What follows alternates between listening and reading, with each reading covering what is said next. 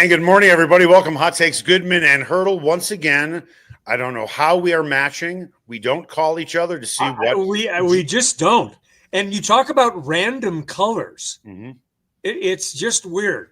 Alex is going to have to start keeping track of, suspiciously weird, Right. dressing code between Eric and Bruce. It's kind of uncomfortable. Well, listen, the Nuggets lost last night. And they were bad down the stretch, Eric. Bad. Did you know that in, what are they, 14-6 now? That in 5 of their 6 losses, they are giving up an average of 132 points. I mean, you and I talked about this, and you had the stats, and they were great stats about where the Nuggets were defensively. Yeah. But in their losses, they're like non-existent defensively. And they were horrible down the stretch. Now they've got 3 starters now because we don't know what the ankle looks like with Jamal Murray. Yep. So when you've got Alex Gordon and you've got Christian Brown and now you've got Jamal Murray out, it's going to be tough to win. But that was a bad team they were playing last night.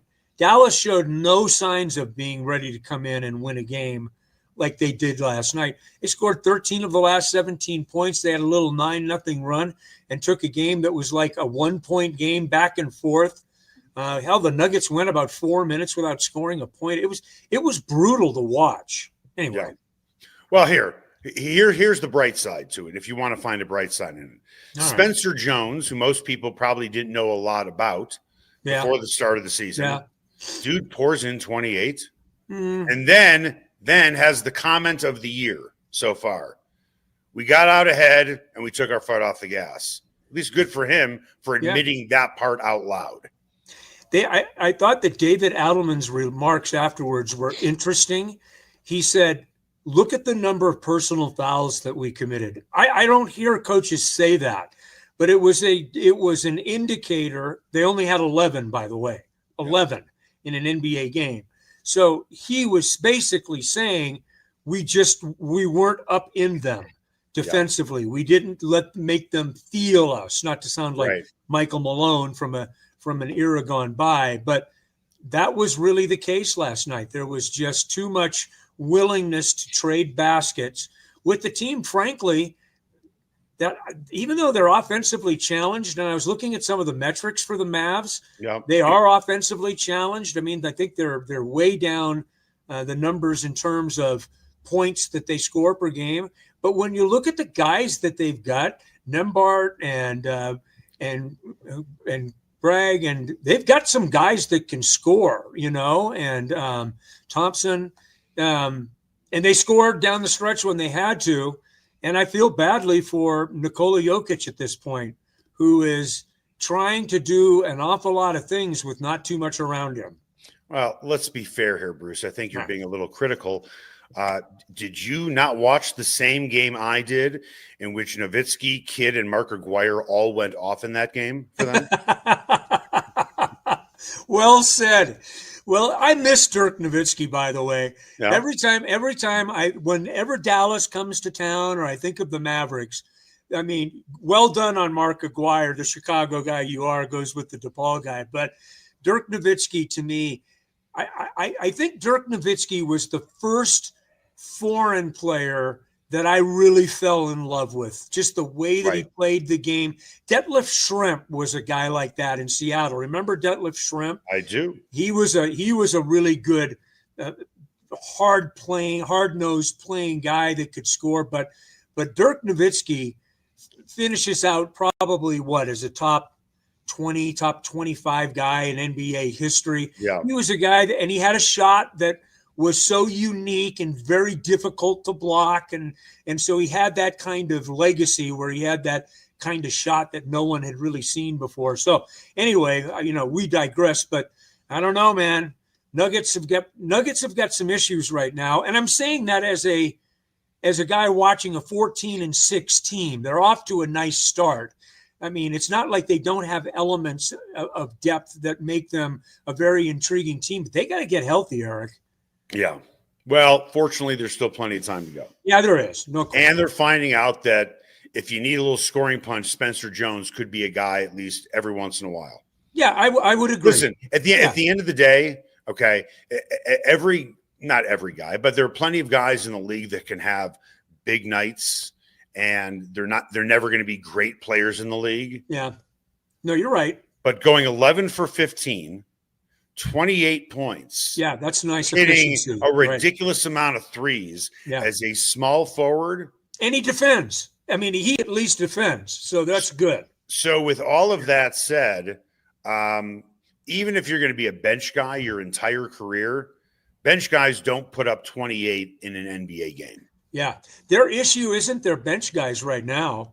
I mean, but what I mean is a guy who's down the bench. No, but I understand what you're saying. He's a really good stopgap measure as a guy that's got to play minutes right now, meaningful minutes. Peyton Watson's playing 21 minutes a game, and he's had some flashes. I mean, and we already know about Hardaway.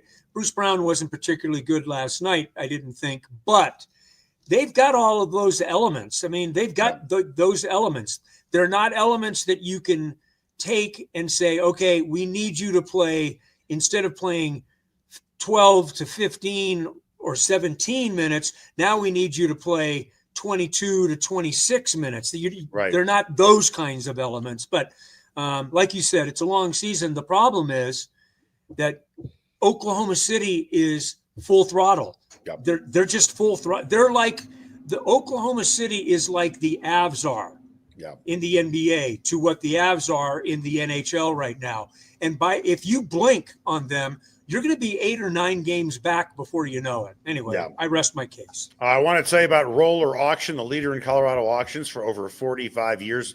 Tomorrow, December 3rd, there's a government fleet vehicles and equipment auction for SUVs, sedans, pickups, utility trucks, more vans, police vehicles, and more.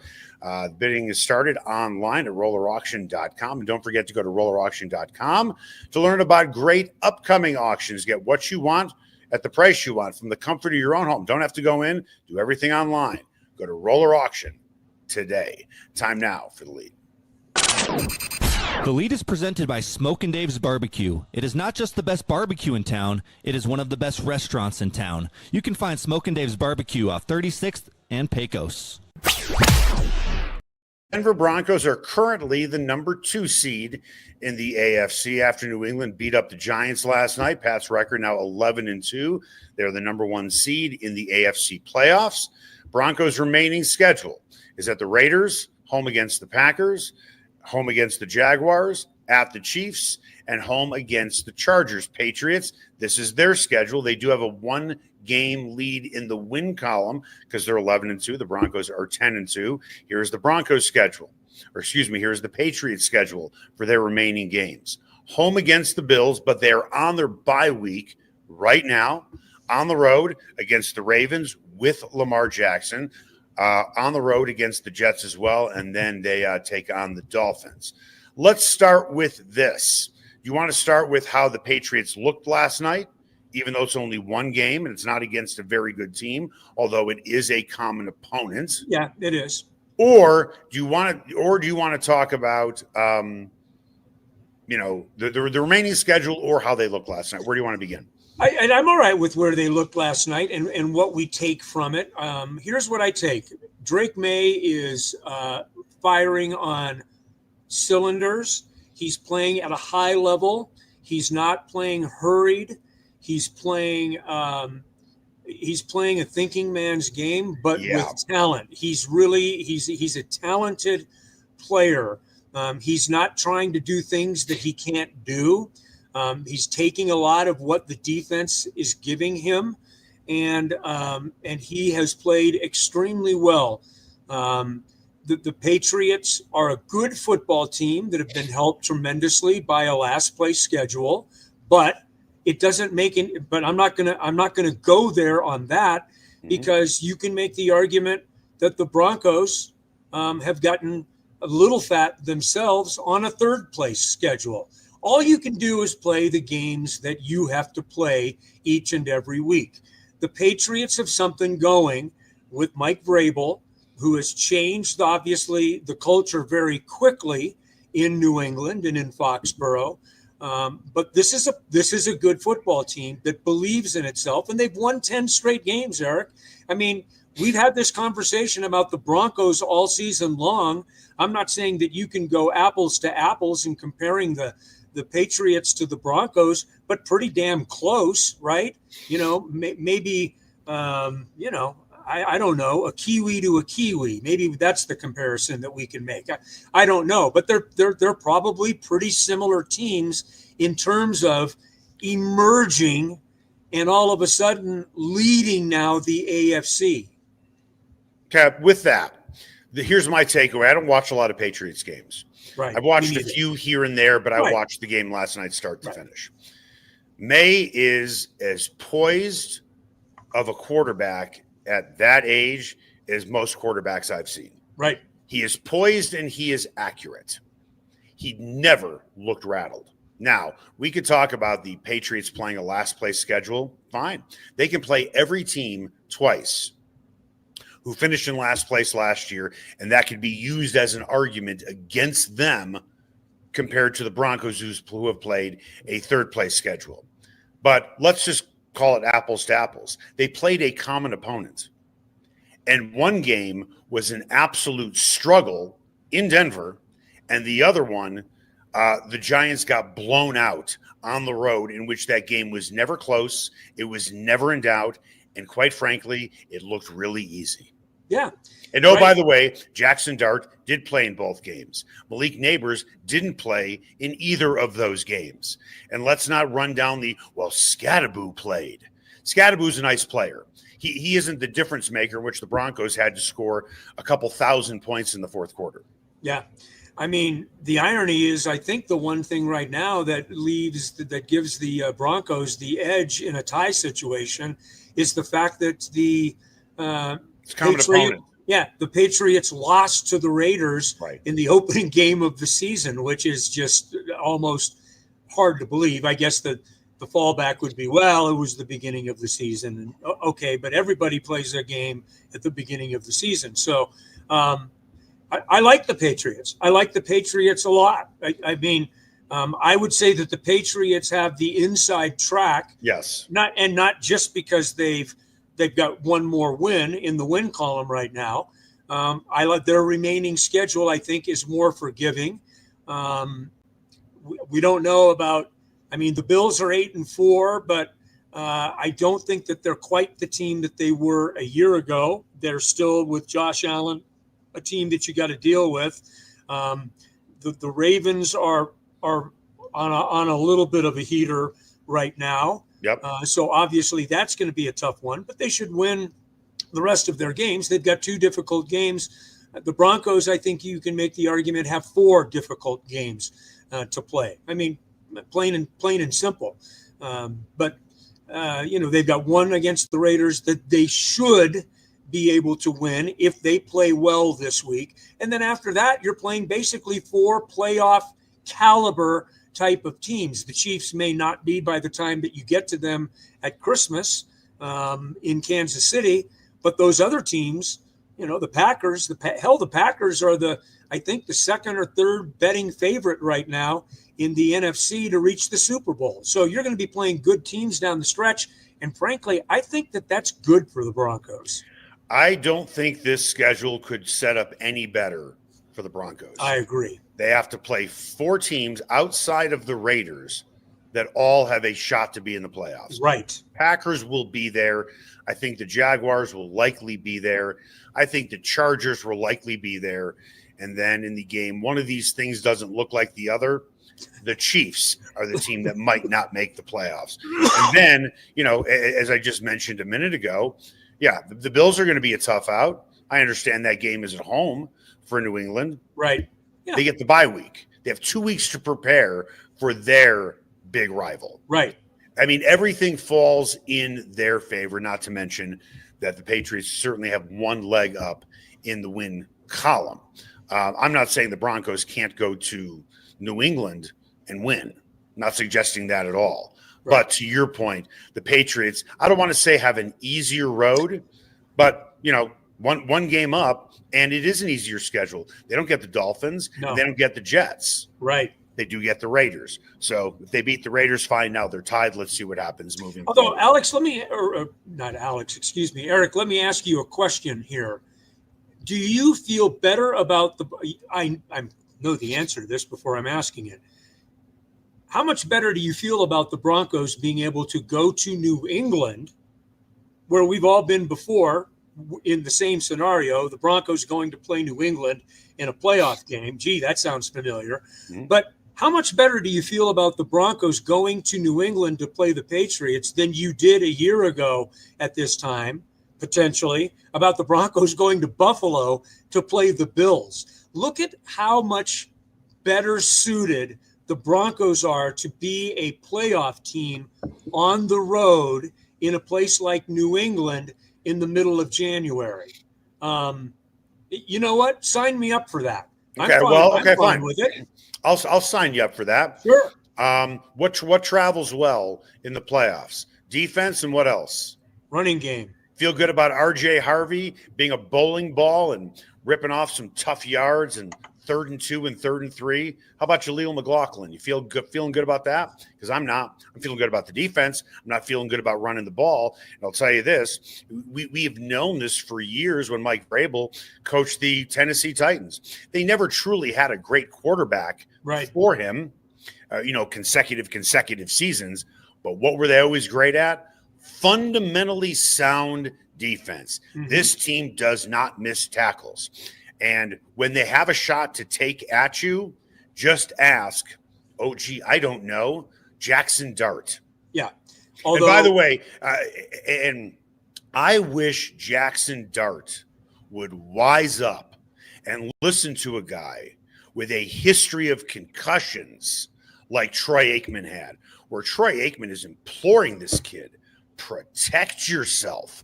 This guy is coming off a concussion, and this guy is taking hits all over the place. I think the best comp that I heard for Jackson Dart came from Troy Aikman, which he said, this guy is Jim McMahon.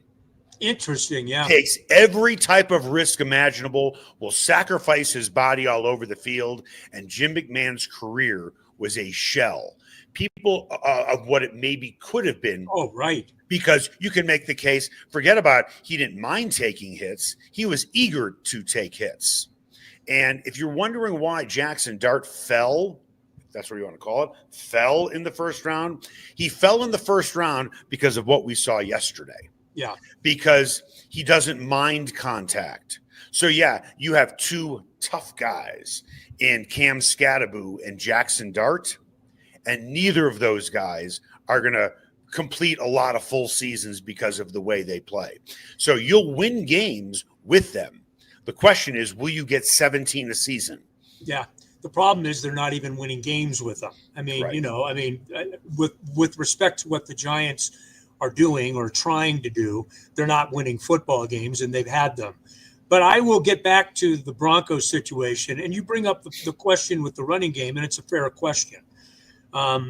We don't know about J.K. Dobbins and his and where he is.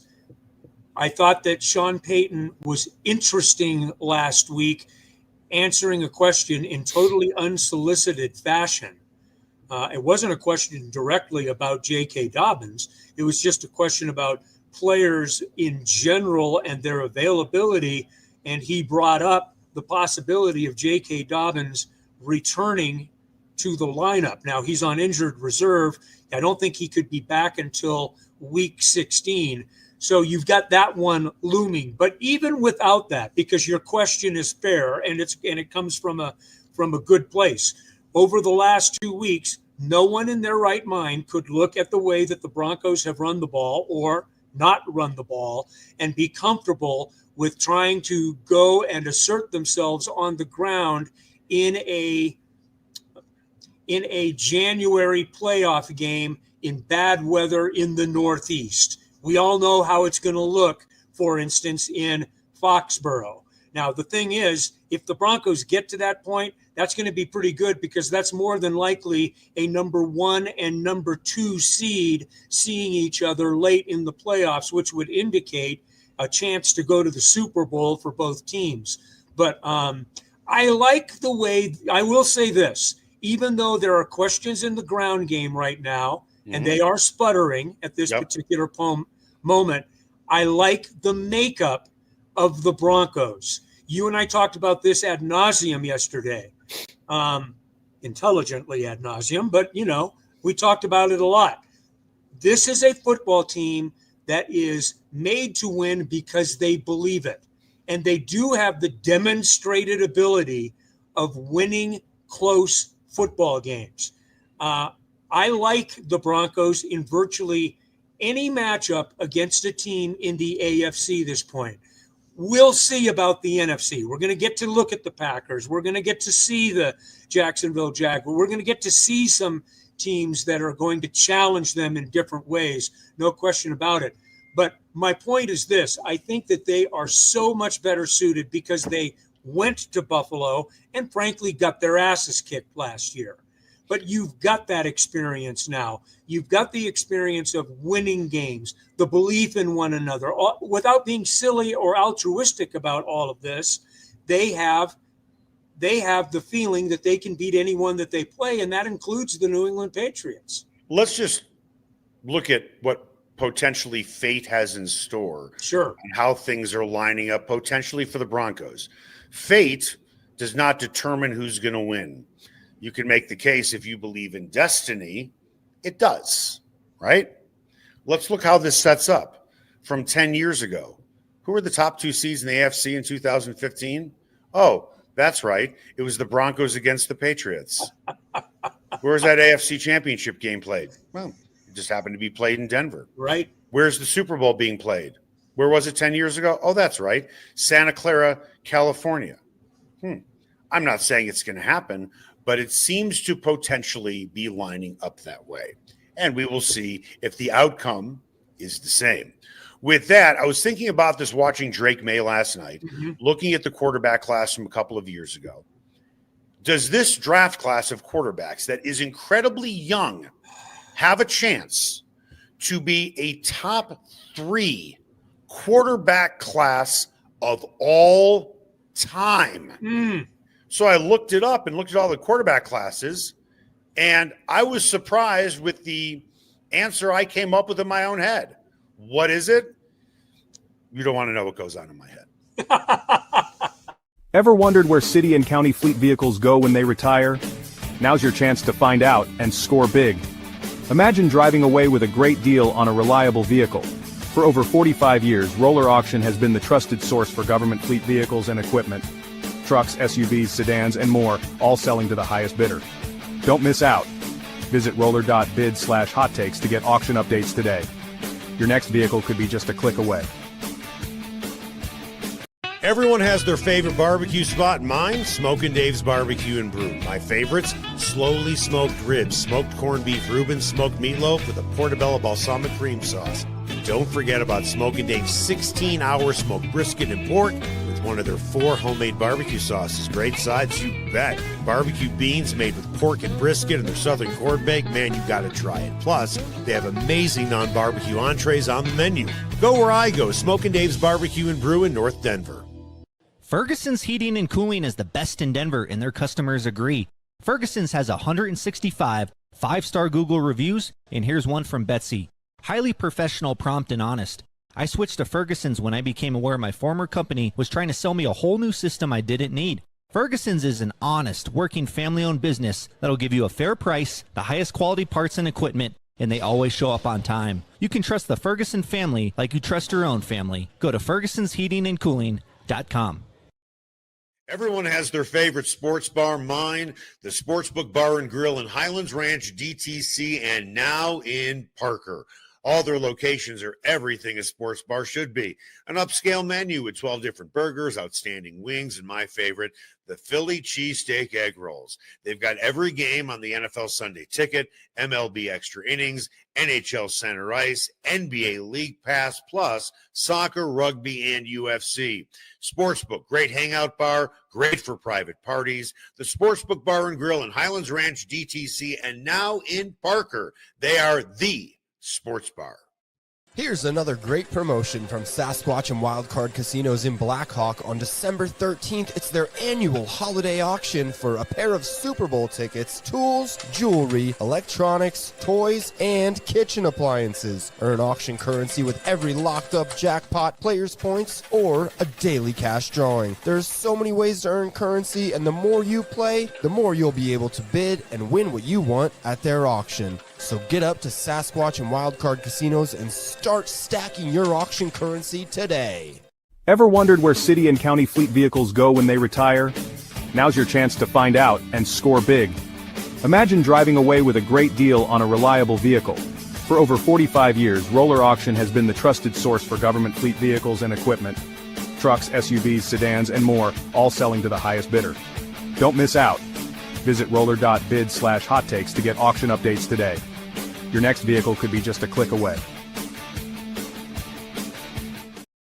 And welcome back. Hot Takes, Goodman and Haertl. Time now for What's Trending.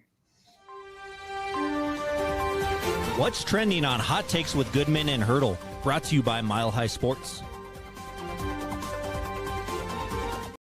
All right, so as I'm watching last night's game with Drake Maye, thinking about what Bo Nix has done, thinking about what Caleb Williams has done with the Bears, and then what Jaden Daniels did last year with Washington, I'm looking at this quarterback class thinking, could this be one of the top quarterback classes of all time? Now, let's look at some of the quarterbacks who are playing. The top two teams in the AFC are led by second-year quarterbacks in Nix and May. Caleb Williams has the Bears steamrolling towards the playoffs. Now, a little interesting note here, when you look at the second year of what is considered to be the greatest quarterback class of all time, in which there were 6 quarterbacks taken in that draft. Right. Elway, Marino, and Jim Kelly. 1983, for those of you that are Jim wondering. Kelly wasn't even in the NFL then because he Right. was playing in the USFL. He didn't join Buffalo until later. But in the second year of that draft class, Elway led his team to the playoffs. Marino led his team to the Super Bowl. And oh, by the way, the Bears that season, they were pretty good in 1984. And they wound up going to the playoffs as well. We will expect the Bears, the Broncos, and the Patriots to go as well. So at the very least, this class is on pace. Is that fair to say? Yeah. And didn't Tony Eason get to a Super Bowl? Or He am I got wrong?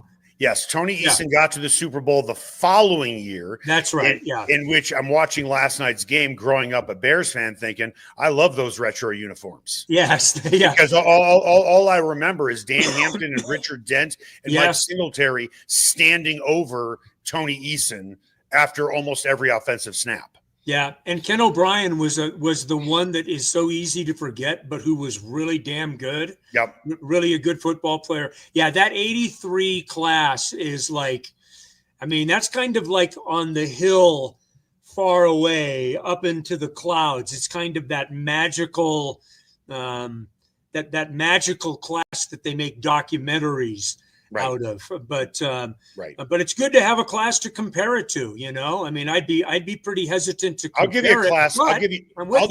I'll give you a class to compare it to. Okay, go. Okay, the second best draft class for quarterbacks, in my opinion, all time would be the 2004 class. Yeah, I agree. Featured Roethlisberger, 2 Super Bowls. Phillip Rivers, still a Hall of Famer. Eli Manning, 2 Super Bowls. Right now, the third best quarterback class potentially in NFL history will be the 2024 draft class.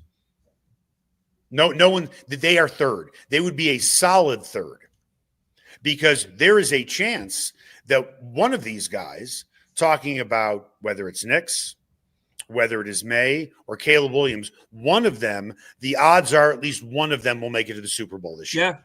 Right. And Dan Marino made it in his second season. Hmm. Never went back, but he made it in his second season. I would agree with that. I think that they are, I think right now, and this is a hell of a thing to be able to say, and you and I do not think are prone to overstatement, but to put them in that third spot right now, not even 2 full years into play for that group, I think it would be appropriate, and I would do it without blushing. Yep. I mean, I'm a Phillip Rivers guy, so I mean, you don't have to push me long on Phillip Rivers. Right. But when you add Eli Manning and then Ben Roethlisberger, whose career speaks for itself, he was really the jewel out of that class, and they had a couple of them, maybe 3 of them. Yeah, I would listen to that. I would say that they're probably, they're a couple of years away from knocking on that door. Right. But that's where they're challenging it. Get back to me on 1984, right? Or 83, excuse me. No, they are the standard bearer. Yes. All of them are in the Hall of Fame. Kelly went to 4 Super Bowls. Elway went to 5. That's 9. And now it's a perfect 10 with Dan Marino. Yeah. These guys have been to 0. But they're so early in their careers. And then you look at the quarterbacks in this draft class and how they've gotten to their top spots in their divisions. Caleb Williams, who I'm not a huge fan of. Yeah, I know you're not. I like him, but I'm not a huge fan of his. To me, I hear you. Still kind of a wild card. He's playing with a first-year head coach. Drake Maye is playing with a first-year head coach at a new location. Right. Mike Vrabel has certainly plenty of history, but Drake Maye, he's playing for Vrabel, who's coaching for the Patriots in his first year. Bo Nix has the advantage of certainly playing for Sean Payton, and I get that. But this early, I think the only comparable is May is arguably the best quarterback in the league right now outside of Matthew Stafford. Is that fair to say? Yes, I would entertain that. Absolutely. Who is the best comeback quarterback in the league right now? Bo Nix. Yeah. Bo Nix. Bo Nix is like Elway. Or Bo Nix is like Elway, leading teams back. Yeah. Right? And then you have Drake I see Maye, what you're saying. Okay, yeah, right. And then you have Drake Maye, who is as solid, not as good, but is putting together a season in his second season, not like Marino did, but one of the closest things you're going to get to it. I mean, it's not as if this is the problem people are going to face with Drake Maye, that don't watch enough Patriots football, and I'm guilty of it, but I've certainly watched enough to be dangerous. You look at Drake Maye's completion percentage. Yeah. He's not a dink and dunk guy, man. No. He whips it over the middle. He had a touchdown pass last night, and I'm trying to remember who it was to. It was to Kyle Williams. Yeah. Deep pass, left end zone, perfectly dropped it in the bucket. Who have we been talking about locally who has a difficult time dropping it in the bucket on a deep pass? Right. Bo Nix. Sure. Okay. So I'm not saying there's similarities between, Marino and May and Elway and Nix, but you and I brought this up weeks ago when the Broncos started winning games late. Bo Nix's career is really starting to mirror John Elway. I'm not saying he's going to be John Elway, but there are certainly plenty of attributes there.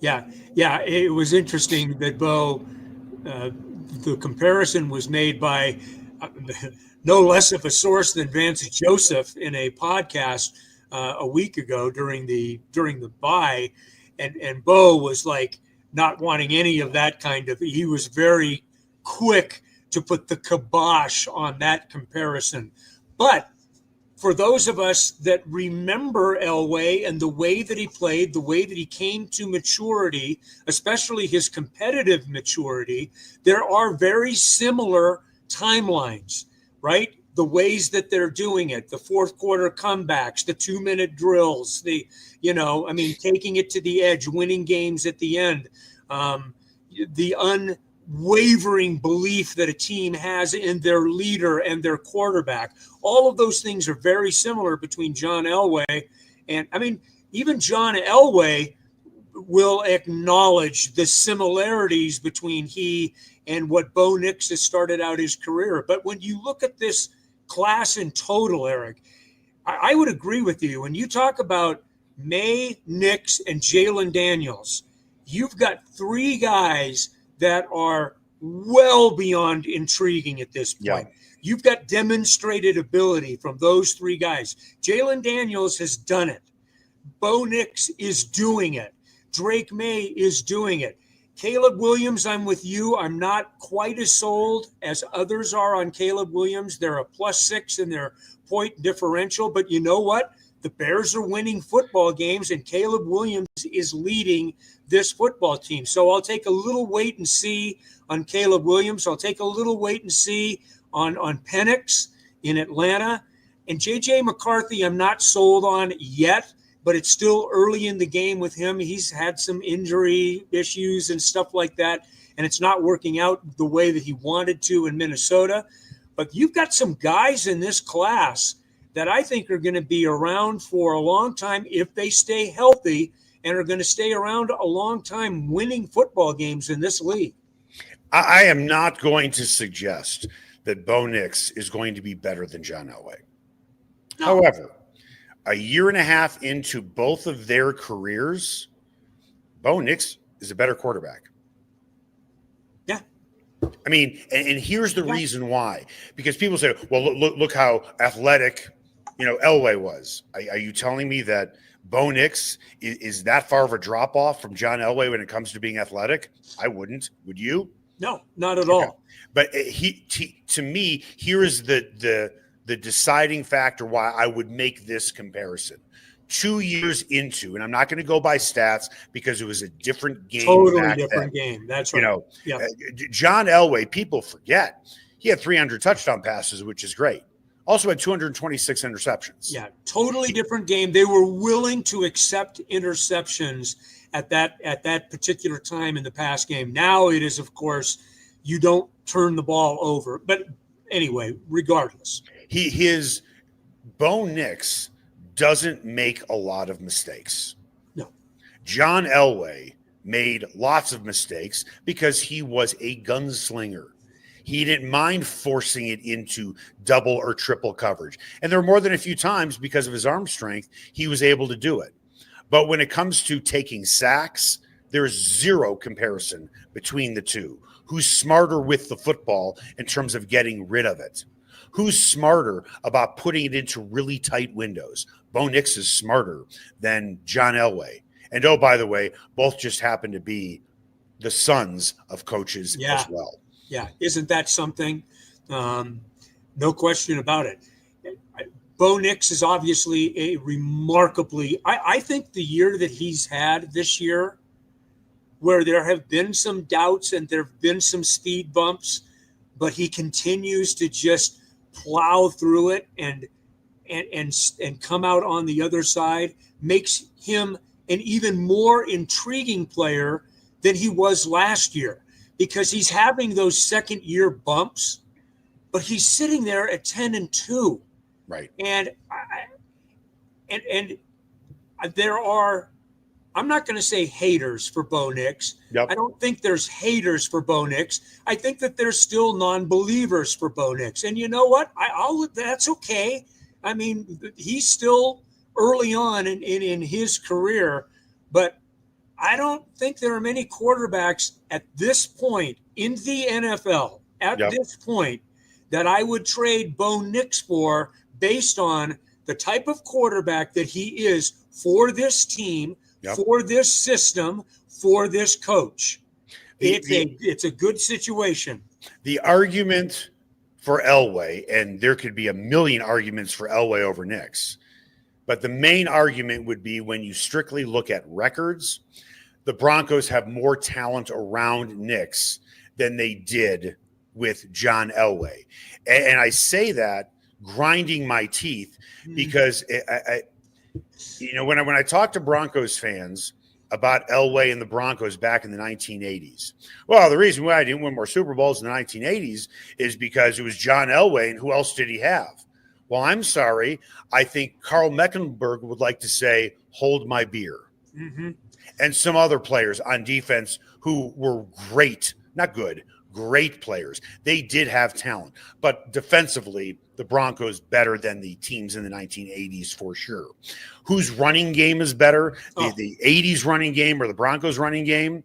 The Broncos never truly had a bell cow running back. No. But who's the Broncos' bell cow running back right now? No. And the game that was where the game rested at that point. You get into those back into the 80s, you ran the football and you ran the football first and you ran it often, and it set up what you did in the passing game. But that's okay. That's the changes in the game. I mean, it's a passing game now. That's the NFL.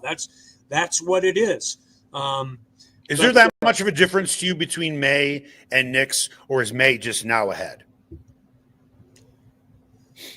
Well, one's 11-2 and one is 10-2, and I don't mean to be flippant, but I see them in very similar ways right now. Now, if you want to get into the numbers, you'd win with Maye.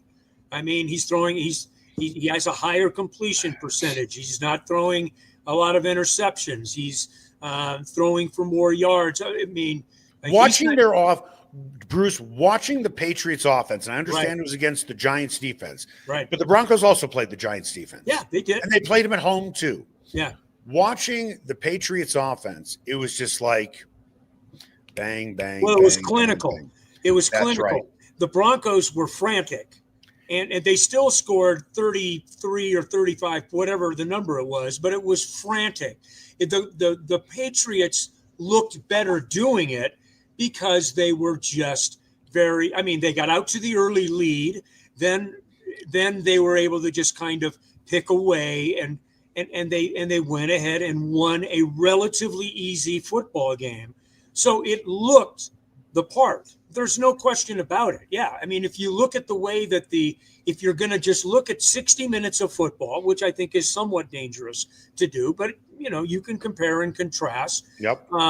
The fact of the matter is the Patriots won it in a more pleasingly convincing way than the Broncos did. Having said that, the Broncos did it maybe in a more impressive, lasting way. You still think about that kind of comeback, because even if it was against the Giants, they still did it. They still made a comeback in a game, and they won a game in now the way that you think about the Broncos, right? I mean, they did it against the Eagles. They've done it 5 times this year. This is kind of part and parcel of who they are. Yep. So there's value in that as well. But I would agree the Patriots are winning games in much more conventionally comfortable ways to win games. Yes. It's funny when you look at the head coaches and you look at the coordinators for both the Patriots and the Broncos. I think that the Patriots offense, even though Vrabel doesn't run it, they take on the personality of their head coach. Mm-hmm. They're like Ivan Drago from Rocky IV. Nothing flashy. Right. They just stand. Ivan Drago just stands there and he will trade punches with you all day, never flinch, nothing flashy. Right? When you look at the Broncos offense, it looks chaotic at times, doesn't it? Yes. So Vrabel's personality, mm-hmm. I think that mirrors the Patriots offense. Steady, solid, mistake-free, fundamentally sound, never looking rushed, always prepared. Eric, always. I can't remember if you and I discussed this, but what in the wide world of sports were the Tennessee Titans thinking? And maybe, we've talked about it. I know we've talked about this before, that sometimes the message just doesn't get to a team. He was there a long time. Yeah, he was there. Shanahan got fired too. Yeah, man, I hear you, but my God, I watch the way that the Titans have just kind of, I mean, they continue to be an absolute mess. And look at what Vrabel has, and he's gone home, obviously. He's gone home to New England. But just look at the way that football team approaches. And you just laid it out. it makes absolutely clear sense. That is a team that is reflected very much by their leadership, right? Say what you want about Josh McDaniels as a person, what he was like as a head coach, his reputation around the league. But Josh McDaniels' offense, wherever he goes, is beyond steady. They are like automatic. They are like a machine that just keeps chugging down the field that never looks rushed. I mean, watching the Patriots this season, how often are they burning down that play clock? Yeah, I'm watching last night's game, yeah, you're right. and it seemed like Drake Maye had more time than he knew what to do with for many of those snaps, right? I would agree. They're a really interesting team to watch. The Broncos are interesting. The Patriots are interesting, but they're interesting on different ends of the spectrum. It's funny when and I could be wrong, and please correct me. I'm not suggesting that Josh McDaniels puts together play designs as what's the word I'm looking for? Josh McDaniels' play calling, his play design is not as intricate and trying to be as tricky as Sean Payton. Yes. Is that fair to say? Yes, I would agree with that. I think Josh McDaniels looks at his players and says, I'm going to make my offense around the players that I have. Where Sean Payton says, here's my offense, and I'm going to get these players to play my offense. I think Sean Payton tries hard to accentuate the skill set that he has. He forces things. I don't think Josh McDaniels forces things. Yeah. I mean, you're doing a double fucking reverse to gain 1 yard. He does. Who are you trying to impress? Yeah, he you does. know that. He You know loves that one the play. cuteness. Yeah, he loves cute. Yes. Bruce, you know what that play reminded me of? That particular play reminded me of playing pickup ball at the Y. And then you have this guy who thinks he's this hotshot ball handler, and he's dribbling all around the court on the offensive side of the court. And he's dribbling through 2-3 guys, and he's dribbling around, and then he throws up a three-pointer and hope it goes in. Right? Yeah. That's what that play looked like. Trying to be too cute for cute's sake. Where Josh McDaniels takes the ball, puts it in the hands of his point guard and says, find the open guy, high percentage shot, and boom, the guy just nails it. Yes, I would agree with that. Yeah, it's a lot less cute. Sean Payton does like himself some cute. He likes to kind of upset the apple cart a little bit and do something, odd. Now, it hasn't worked at least even once this season, as far as I'm concerned. I can't remember. If any of those types of looks have worked at this particular point. I do remember the Bo Nix catching a touchdown pass a year ago. That was a good play. But the only time that they've thrown it to Bo Nix this year, he had to make a defensive play to knock down a ball. I think it was against the Cowboys, in fact, basically to save an interception. I mean, So, yeah, they do it differently. Sean will continue to do those things because those are the things that I think that A, he likes to do, and B, I think that he always wants to have it in the mind of a defensive coordinator that he's playing against. Right. Whose offense is better right now? McDaniels or Sean Payton? Well, I think if you just look even at the one dimension of metrics, it's the Patriots right now. They've got a better running game. They're getting very good play from their quarterback. They're protecting their quarterback. He's not taking sacks. So the Patriots would probably be ahead in that regard. But they're very similar teams in terms of where they are. They're maybe not quite as similar in the manner in which they've gotten there. Correct. That's going to do it for us. Hot Takes, Goodman and Haertl. Make it the best possible day you can.